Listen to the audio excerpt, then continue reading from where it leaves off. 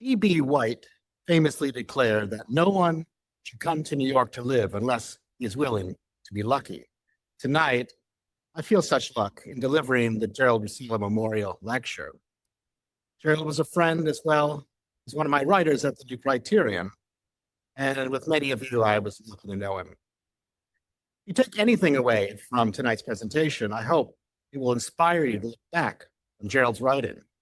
At the new Criterion alone, Gerald contributed some 20 articles. His topics range from the novels of Louis Auchincloss to the philosophy of Dietrich von Hildebrand, Robespierre, Lord Acton, Virgil and Ovid, John J. Chapman.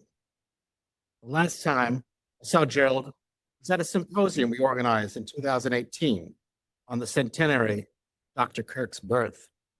Here, Gerald focused on a debate about law and custom. He focused on the bulwark of local authority against the consuming powers of the centralized state in a way that bears repeating. And I quote, Kirk, in his writings on the law, understood that if the customs of a people change, then the law changes as well, even if written texts remain the same. So it was important for citizens to be mindful of and preserve those traditions that supported local government and established practices and understandings. Let's keep in mind that word local. Looking back, my own contribution to the 2018 symposium, I took up the ghost stories of Dr. Kirk, believing that his speculative fiction is not only engaging, but also revealing of his worldview. As highway projects, abuses of eminent domain, and government redevelopments all seem to factor into his haunted tales, I suggested at the time that fruitful inquests might still be made into Kirk's dim views of post-war urban planning. So here we are. I've titled my talk The Urbanity of Russell Kirk. My working subtitle has been Kirk and the City. I imagine some might consider connecting the benevolent sage of Acosta, as Wilmore Kendall called him, with any form of urban sentiment to be something of a provocation. Dr. Kirk, who called himself a Northern agrarian, might have agreed. After all, Dr. Kirk wrote his master's thesis on Randolph of Roanoke, that aristocratic antebellum agrarian advocate for states' rights. Kirk also wrote approvingly of I'll Take My Stand, that famous rebel yell, the agrarian Southern cause. Dr. Kirk lamented how, quote, Jeffersonian democracy designed for a simple agrarian people was thrust upon an acquisitive, impatient, and often urbanized mass of men. In the history of 20th century thought, we might also note how Dr. Kirk kept himself apart, intellectually and geographically, from the power centers of Washington and New York. He lamented what he saw as the supreme Soviet of libertarianism among conservatism's urban disciples. Instead, he moved the other way. From the Detroit suburb of Plymouth to his ancestral stump country of central Michigan. Here he went to live in his great-grandfather's house in a town of some 200 souls. Now I'm told 400. I am grateful for Dr. Kirk's family members and the staff of the Russell Kirk Center for convening this gathering tonight, some 700 miles from Main Street in Acosta, to bring us together here at Fordham University, Columbus Avenue, New York City. Few places might seem farther apart from the megapolis in which we now meet as Piety Hill. The two are closer than we might think, as I believe Dr. Kirk understood. After all, we are here to honor Gerald Russello, a multi-generational New Yorker who dedicated much of his intellectual life to Dr. Kirk. Just as Dr. Kirk addresses the agrarian, he also speaks to the metropolitan. By way of illustration, much like Gerald, I'm an American New York born, to adopt the opening line, So Bella's Augie March. My family can trace some 6 generations in this town. My father, born nearly a century ago in Park Slope, Brooklyn, moved in with his grandmother, Conchetta, during the Great Depression. As a boy, he learned Italian from her while studying to become an architect for the city, where he worked on the designs of JFK Airport and the World Trade Center. He raised me a few blocks from where we now meet, 64th Street and Broadway. I now live up the street in a building that is more than a century old. My wife is another New York born whose family still lives across the park. My daughter attends the same school I did, where my wife now works as an English teacher. The New York we know is not some concrete jungle, but one of co-op boards, tenant associations, school boards, garden groups, running clubs, religious schools, and social organizations. It is family and friends over for Sunday supper. Midway upon the journey of my life, I should add that I recently became the owner of a dog named Virgil. My Cucciolo now knows every handyman, doorman, dog, and dog walker in a 10-block radius of home and makes sure we visit them on our daily walks. All this goes to say that life in the big city at its best is like that of a small town, one with ever-lengthening shadows. With its many strong local affinities, social ties, and civic life, its Burkean little platoons, the city of today can even approximate the villages of yesteryear, perhaps better than many of America's lamentably hollowed out and burned over traditional town centers.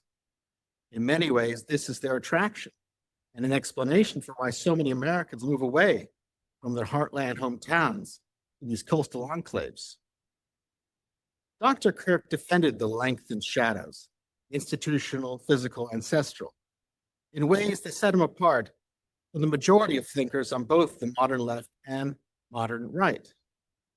Anatomized individualism, mass consumerism, supply-siderism, the abstract isms of the right would be as anathema to him as the progressivism and collectivism on the left.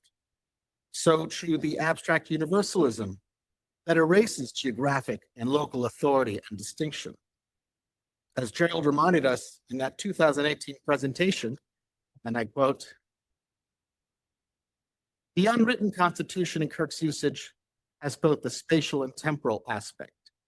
Geographically, state and nation overlap, but each territory has its own historical imagination and narrative of itself, which is necessary for self-government and a stable social order. Kirk's constitutional vision is attuned to the space that the Constitution reserves for local communities to defend the vulnerable and to protect traditional values. Abstraction of either the left or the right will ultimately disempower citizens and eliminate space for free government."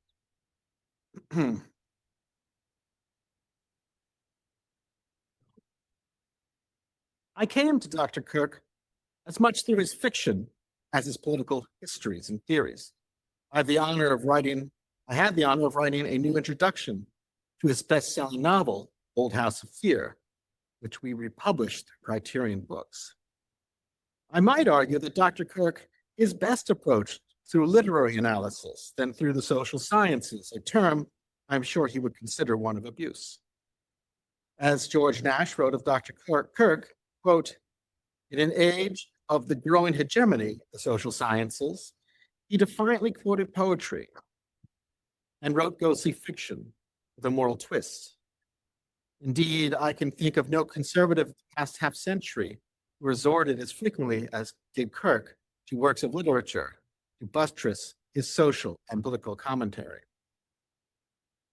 After all, while Dr. Kirk made little mention of his many honors, he prominently proclaimed the Anne Radcliffe Award he received from the Count Dracula Society. As David Frum wrote some years ago in the New Criterion, even the conservative mind, quote, "isn't history. It is a work of literature meant to achieve political ends." In his fiction, census takers, tax collectors, and city planners are the primary villains. The ghosts of these haunted tales are the ancestral shadows taking spectral form. They are the spirits of the past taking revenge on the ignorant and arrogant of the eternal present. And very often, it is the old city and the old town these spirits are defending against those capital E experts of capital P progress. Such avenging angels are ultimately the agents of Kirk's own beliefs. They are the true products of his moral imagination, that Burkean phrase from Reflections on the Revolution of France, much beloved by Dr. Kirk. Take, for example, The Surly Sullen Bell, Dr. Kirk's short story of 1950, first published in London Mystery Magazine. The tale lends its title to Kirk's first story collection, published by Fleet in 1962. It opens in the rubble of St. Louis, where, quote, they have pounded the old town into dust. Against this backdrop of so-called urban renewal, we read that, quote, to the modern politician and planner, men are the flies of a summer, oblivious to their past, reckless in their future. Then there's Kirk's 1957 story, Ex Tenebris, first published in Queen's Quarterly, which takes on slim clearance front and center. The setting is now relocated to the fading English farm village of Low Wentford, which is slated to be replaced by the new council housing scheme of Gorsht. Mrs. Oliver is a holdout in the old town. Even though her windows were too small and her ceilings lower than regulations, she simply wants to train her rose bushes against the old walls and to spade her own little garden. She also has little interest in Gorst, which boasts 6 cinemas but no churches, and was a jerry-built desolation of concrete roadways designed to make it difficult for people to get about on foot. Here, her antagonist is S.G.W. Barner, planning officer, who knows better. He believes Low Wentford serves as a, quote, obsolete fragment of a repudiated social order, therefore must be effaced. Quote, ruins are reminiscent of the past. The past is a dead hand impeding progressive planning. As for Mrs. Oliver, she would be served a compulsory purchase order before long and would be moved to Gorst, where she belonged. And talking earlier, I'm reminded of the Kelo decision in New London. It worked out so ineffectively. Mrs. Oliver seeks refuge with Abner Hargreaves, the vicar of Low Wentford's old church. Problem is, this church has been long abandoned. When Barner goes to investigate, he tells the spectral vicar that individual preferences often must be subordinated to communal efficiency. The vicar responds, I speak not simply of whim and inclination, but of the memories of childhood and girlhood, the pieties that cling to our hearth, however desolated. Just then, as Barner feels the vicar's hand on his neck, the roof of the north porch fell upon him. A new planning officer abandons the Gorse scheme and recommends a plan of deconcentration. Mrs. Oliver can stay in her cottage, where she weeds her garden and bakes her scones and often sweeps the gravestones clean. The primary error of the Enlightenment, wrote Dr. Kirk in an often quoted remark, was the notion that dissolving old faiths, creeds, and loyalties would lead to a universal sweet rationalism. But deprive man of Saint Salvator, and he will seek at best Saint Science. Or to put it another way, a blinding faith in progress turns us from the God of Moses to the God of Robert Moses, New York's mid-century urban planner. Kirk understood the importance of the traditional city, just as he understood the traditional values of civilization. City, civilization, Cubis, Latin root is the same. It is the place of the citizen. After all, in his introduction to the conservative mind, Kirk tells us that he wrote the book not only in my great-grandfather's house in the stump country of Michigan and among the bogs of Silgo in the West Island, but upon the steps of Era Coeli in Rome. In other words, the most sacred site of ancient Rome atop the Capitoline Hill. We should remember that Kirk's 1974 book, The Roots of American Order, which serves as a pendant to his conservative mind of 1953, tenders its history of civilization not around great fingers, but around great cities. Jerusalem, Athens, Rome, London, Philadelphia. The book has rightly been dubbed A Tale of Five Cities. A champion of great cities, Kirk also took a dim view of the many mid-century schemes hollowing them out. This wasn't just an American phenomenon. Addressing the annual dinner of the Corporation of London's Planning and Communications Committee, Prince Charles commented, "You have to give this much to the Luftwaffe. When it knocked down our buildings, it didn't replace them with anything more offensive than rubble. We did that." In Great Britain, they are called council flats. In France, habitation à louer modérée, or HLM. In the United States, we call them public housing projects. In New York, they are dubbed NYCHA for the land of the New York City Housing Authority, a landscape set apart where 500,000 New Yorkers continue to live in notoriously substandard conditions. Easy federal funding and wholesale combinations were the fuel and flame that spread such developments like wildfire across vast urban areas at mid-century. How different these areas became from the bustling streets, often just beyond them. I think of Dr. Kirk whenever I walk through these desolate areas, how in their total planning, they planned life out of town. I wonder what Dr. Kirk would have made of the neighborhood where we meet tonight. Along with the development of Lincoln Center next door, the Manhattan campus of Fordham University is the product of the same mid-century slum clearance. The Lincoln Square Renewal Project of 1955, project led by Robert Moses, cleared 17 blocks between 60th and 70th Streets. Under the Federal Housing Act of 1949, cities could draw on federal funds to purchase deteriorating neighborhoods through eminent domain and then sell the land for redevelopment at a discount. The difference between the purchase price and the sale price was known as the land write-down, for which the federal government financed 2/3 of the difference, and in the case of New York, city and state split the remaining costs. Such federal funding made these deals easy and often irresistible to grand urban schemers such as Moses, who parted not the Red Sea, but the far west side, the South Bronx, Brooklyn waterfront, and countless other areas of town. An interesting fact of this Lincoln Square project was that its great controversy at the time was not the clearing of tenement housing or the creation of an arts campus, but that its section, southern section we're in now of this parcel, would be given over to a Jesuit school. The question of the separation of church and state and around the creation of this campus by eminent domain made it all the way to the Supreme Court. The court finally dismissed the challenge in 1958, giving the final green light to this project.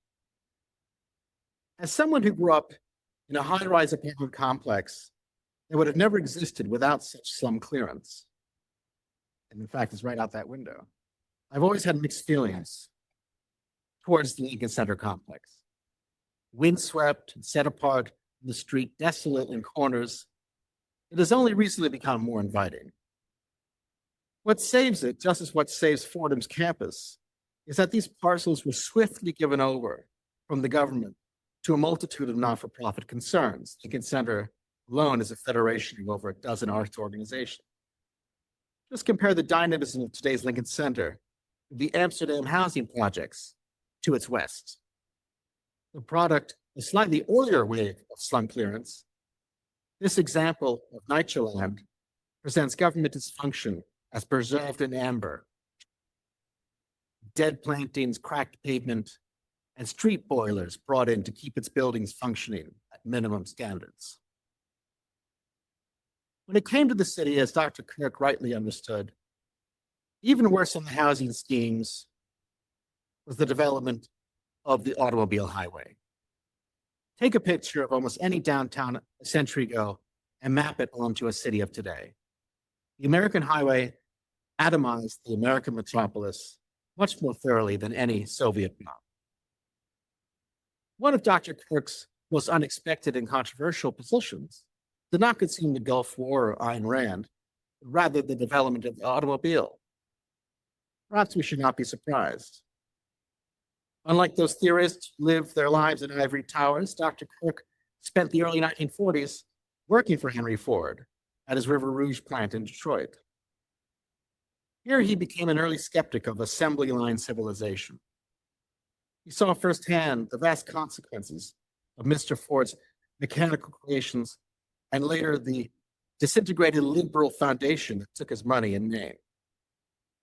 In a famous column from 1962, Kirk labeled the automobile a mechanical Jacobin. That is, and I quote, a revolutionary, the more powerful for being insensate. From courting customs to public architecture, the automobile tears the old order apart. As the cult of the car spread from the US, he lamented how the popular automobile may destroy the beautiful cities of Europe in the pattern of centuries of civilization. The very same thing was happening, he noted, back home. Here's how he described the destruction wrought by the Long Island Expressway. During the late 50s and early 60s, I watched in Long Island the devastation of what had been a charming countryside, as dismaying as what was being done to our cities. To make room for a spreading population was necessary, but to do it hideously and stupidly was not ineluctable. Much of the mischief was accomplished by the highways of Robert Moses, generally supposed to be one of the abler of American planners. Speed was everything, speed by automobile from Manhattan to Montauk.